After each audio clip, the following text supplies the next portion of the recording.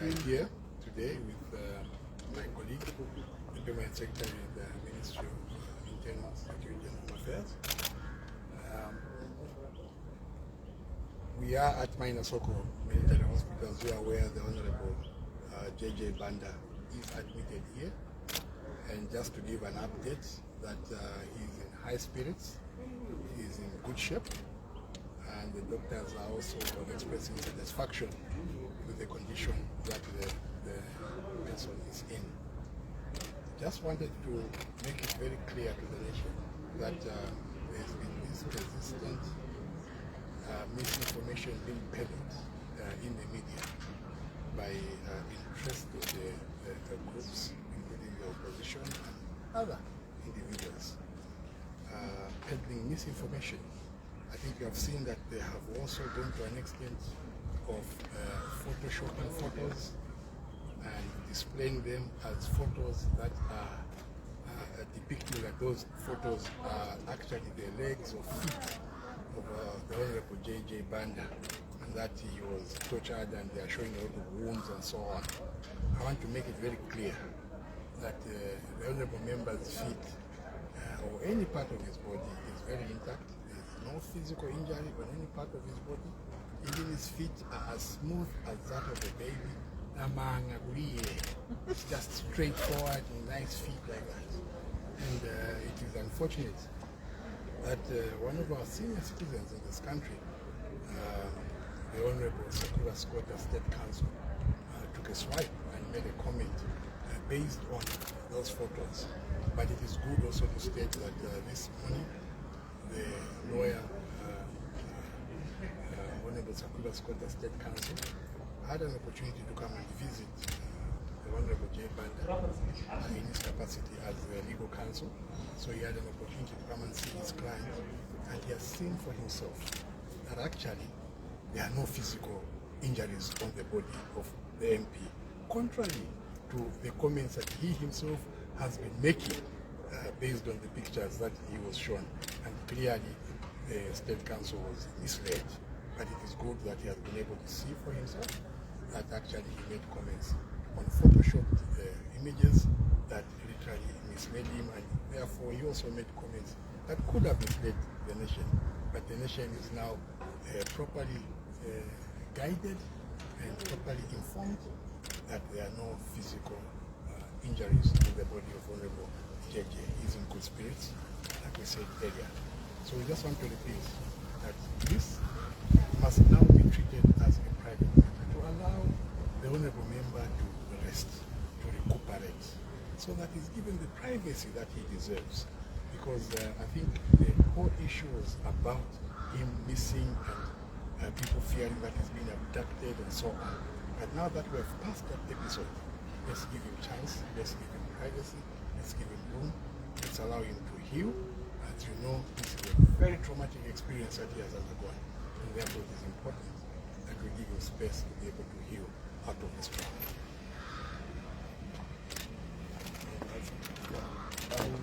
Thank you very much. As you may be aware that Ministry of Home Affairs and Internal Security, its primary objective is to provide security to every citizen in Zambia. And this issue for our Honorable JJ Banda, the fact that it had gone viral internationally, it also was a concern, caused concern to the corporate partners. And the Minister of Home Affairs and Internal Security, Honorable Jack Jacobo Mumbi, MP, had met or had an audience with the cooperating partners. As we are talking now, the cooperating partners are upstairs in the hospital to compare the notes of what was said and what they are able to see or they want to observe at the moment now in the hospital. As my colleague has mentioned, we were with the Honorable Circulating Scotta this morning, and we wanted him also to verify what he had gotten, and wanted also to clarify that the information that he got was wrong and caused actually anarchy to the citizenry. So we are here to reaffirm and confirm to the citizens that what they are being fed on is not what is on the ground. the Honorable Member of Parliament is okay. There's no scratch on his body, but we want to take care of him so that he'll be helped to clear off from the psychological trauma. So we want to urge our citizens that let's be careful.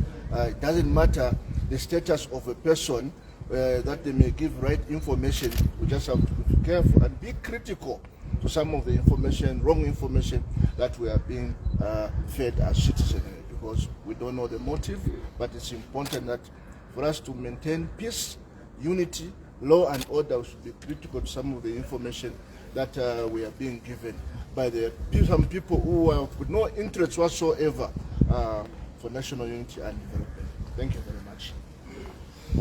Unless you have questions? Yes, information. Yesterday, not sure, I think police superintendent, but the person in charge of this hospital mentioned that he is okay, but they're yet to check his mental faculties for lack of a better term. Have you established if at all have done that today? Right now, as we are talking, is also being seen by a psychiatrist, as was stated yesterday by the hospital, that are engaging also the services of the psychiatrist. It's all part of the total package. You know, they have to do the vitals. After checking the vitals, they have to do the imageries, getting the brain scan, CT scan, X-rays and so on. And from there, looking at the trauma of what he went through, it is important that also services of the psychiatrist come in to deal with the element of what do you call this, post-traumatic disorder.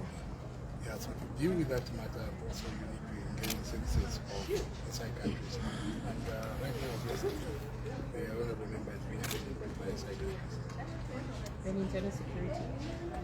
Those pictures that you're talking about were actually circulated by the sister to Mr. Banda, and she actually said she captured those pictures. Is the ministry, or maybe working with the police under you, going to take a step further to ensure that those people probably are brought to book or made to explain what the motive was? Well, we are not sure of the intention and the motive for the sister who had come to visit the brother, and she was given chance to go prepare food for him, brought in the food, and then she left the hospital.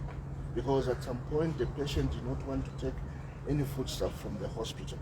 So we are also surprised that after given chance to bring in the food and water that the patient wanted, then she goes to the media and confirm or trying to prove to say that those were pictures that were gotten from the brother, contrary to what is happening. So we are able to find out from her what the motive was.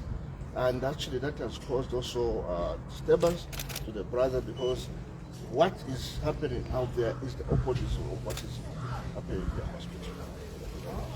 I must add that we've had a conversation with the Honorable Banda, and he expressed disappointment at the people that have appointed themselves his spokespersons, including members of his family. He's expressed a lot of shock and disappointment that they could go to that extent of even photoshopping photos and claim that they were his when in fact not. I must also state here that actually even when the Human Rights Commission, when they came earlier to go and see him, I think they took those photos with them to go and verify if it was him, and he was also shocked to look at the pictures. So one wonders how a sister can produce such photos and claim they are those of the brother when she knows that they are not. And then, this is a sister that will come to the hospital, go home and prepare food for the honorable member and bring it to the hospital. And after that, go to the media and say, we have no access as a family. They're not allowing us to see it. So you begin to wonder, what is all this about? So, but like we said, it's a matter of investigation. The police are getting to the bottom of everything. A time will come when the nation will be briefed as to what transpired, how it transpired, and who did it. But for now, let's focus on the person and rehabilitating the person. Remember, what he has gone through is very traumatic. So it needs all our support to ensure that he recovers from that episode. Honorable, just for the audience, what's so special about JJ? Are you a journalist, sir? I'm not a journalist. Oh. I'm just in the community. Okay, no. Usually what What's is so special? special? No, it's okay, okay. What is so special about him? Sir, he stood on a ballot and the people voted and he became member of Is he parliament. the opposition or ruling party or independent? He's an independent member. So what's so special about it? He's special because he's a member of parliament, sir. Just in addition to that, it's very good that you're brought in that issue of being special. Where you are there, you come from a family, right? But now, even if you come from a family, you are a state property. Okay? Even if you are to be found in an accident, people from nowhere will help you. The issue of getting to know where you're coming from, what's your name, or what is secondary. The primary thing is to make you be in a better condition because we are a property state. Okay? So the special thing for this person is one, the property of the state. Secondly, is a member of parliament, a representative of the constituency, who have got also interest in their leader. Okay? Third, the constitution provides that a member of parliament found in such situation like an accident has got to be given the services required to that level. So that is a special issue about him. Even you are a special person. And above all, he's special because he's a Zambian. What makes him very special is that he's a Zambian. Just being a Zambian is special enough. Just like you are special. It's a second time.